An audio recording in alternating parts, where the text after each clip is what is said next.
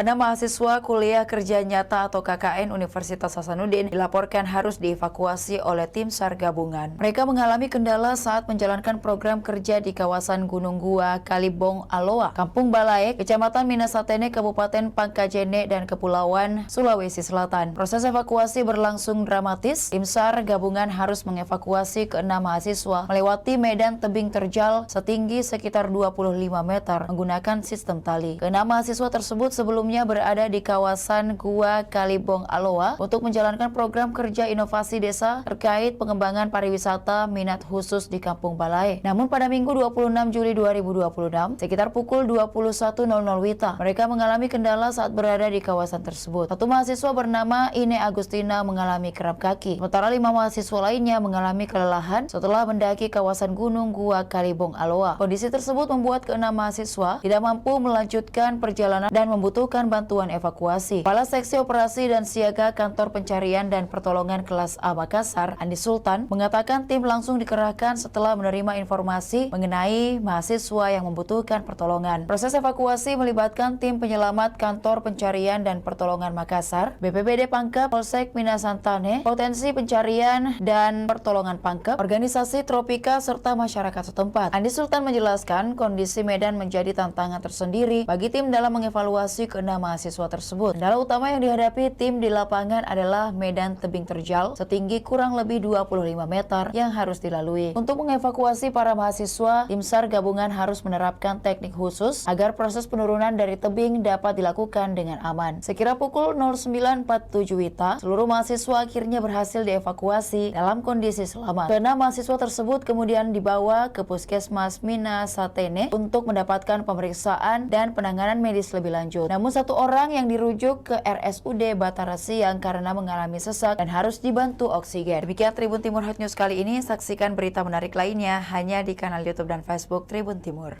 Download Tribun X sekarang. Menghadirkan lokal menjadi Indonesia.